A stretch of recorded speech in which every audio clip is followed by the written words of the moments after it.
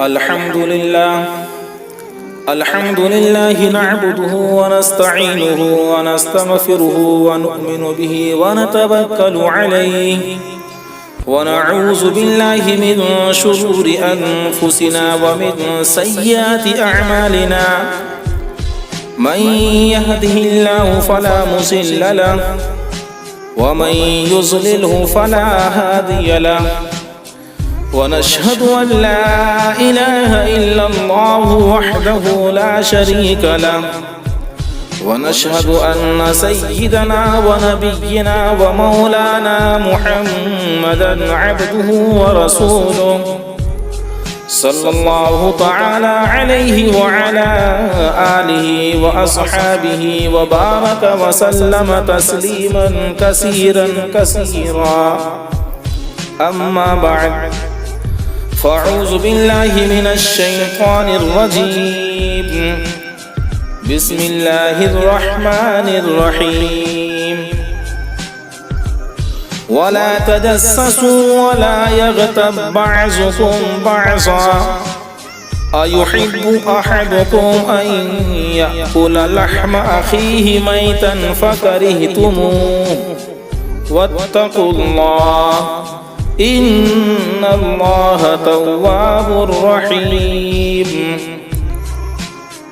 سورة الحجرات. حضرات و ناظرین کرام،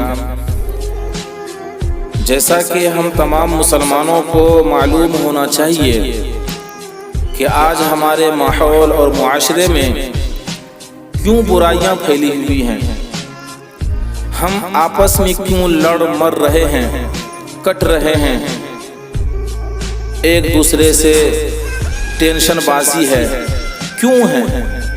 اگر ہم سوچیں تو اس سے اندازہ ہوتا ہے کہ سب سے بڑا گناہ، جو سب سے بڑا گناہ جس کو گناہ کبیرہ کہا جائے تو وہ ہے زبان کا گناہ، اور وہ ہے غیبت.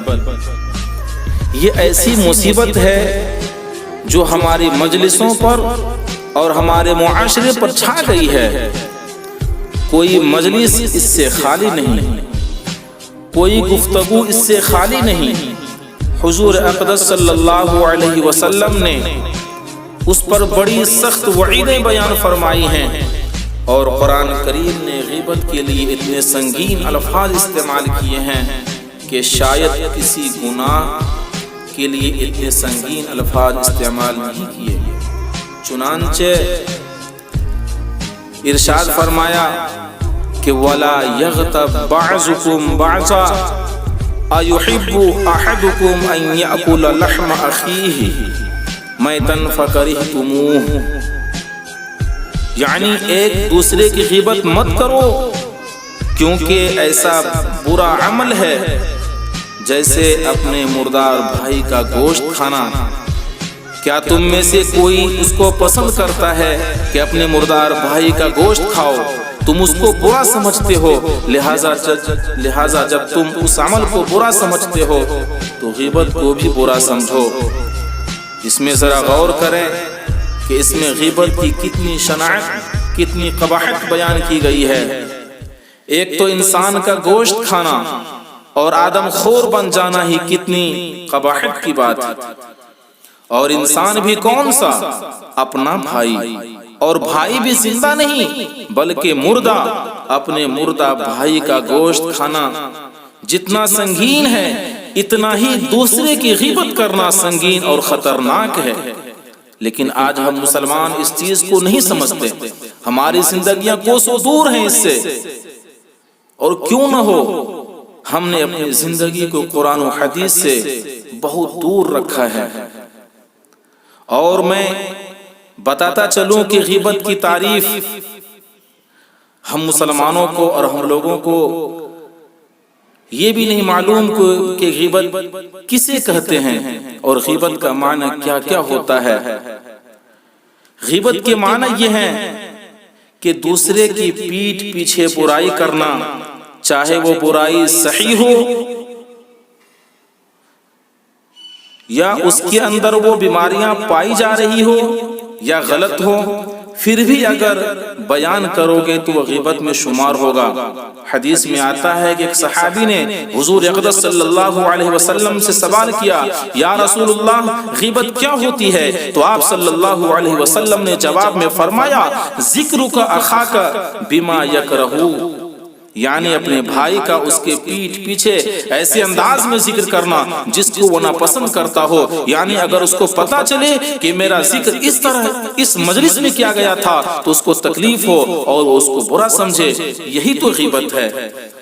ان صحابی نے پھر سوال کیا کہ ان کان فی اخی معقول، اگر میرے بھائی کے اندر وہ خرابی واقعتاً موجود ہے جو میں بیان کر رہا ہوں، تو آپ نے جواب میں فرمایا اگر وہ خرابی واقعتاً موجود ہے تب تو یہ غیبت ہے، اور اگر وہ خرابی اس کے اندر موجود نہیں ہے اور تم اس کی طرف جھوٹی نسبت کر رہے ہو تو پھر یہ غیبت نہیں، پھر تو یہ بہتان بن جائے گا، اور یہ دوہرا گناہ ہے، یعنی ڈبل گناہ ہے۔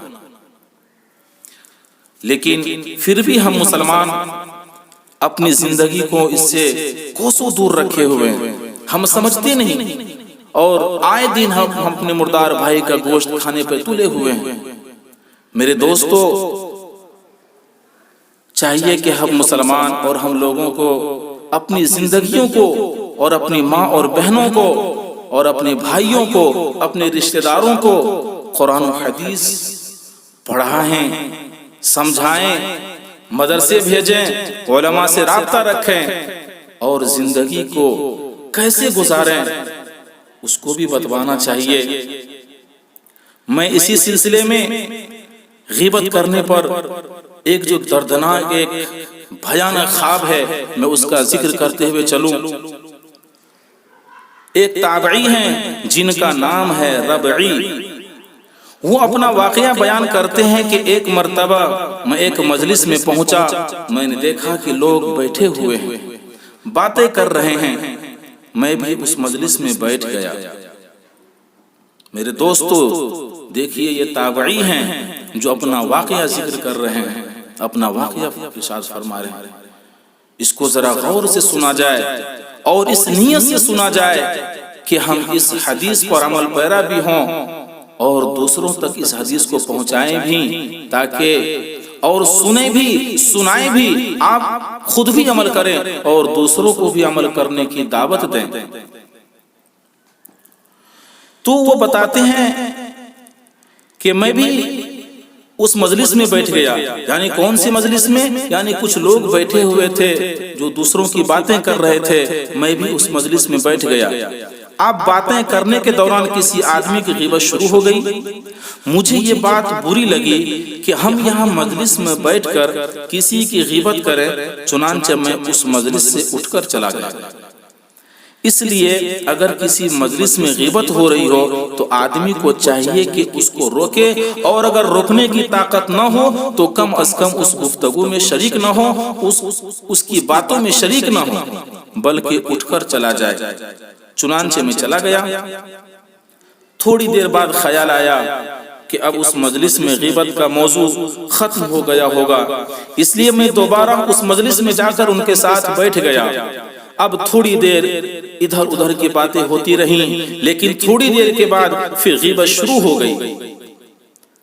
لیکن اب میری ہمت کمزور پڑ گئی اور میں اس مجلس سے نہ اٹھ سکا، اور جو غیبت وہ لوگ کر رہے تھے پہلے تو اس کو سنتا رہا، اور پھر میں نے خود بھی غیبت کے دو جملے کہہ دیے۔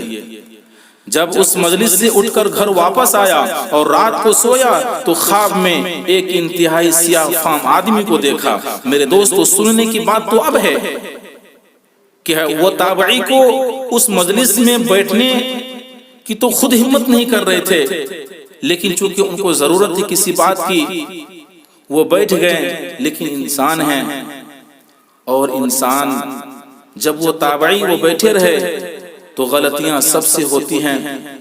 حالانکہ وہ تابعی کا یہ مقصد نہیں تھا، لیکن پھر بھی بیٹھے رہے۔ بیٹھے تو کچھ باتیں بھی ہو گئیں، اور صرف باتیں تو کیے نہیں، لیکن وہ اپنی زبان سے ان لوگوں کی باتوں کو سنتا رہا۔ وہ بتاتے ہیں کہ جب میں رات کو سویا تو خواب میں ایک انتہائی سیاہ فام آدمی کو دیکھا جو ایک بڑے سے تشت میں میرے پاس گوشت لے کر آیا۔ جب میں نے غور سے دیکھا تو معلوم ہوا کہ وہ خنزیر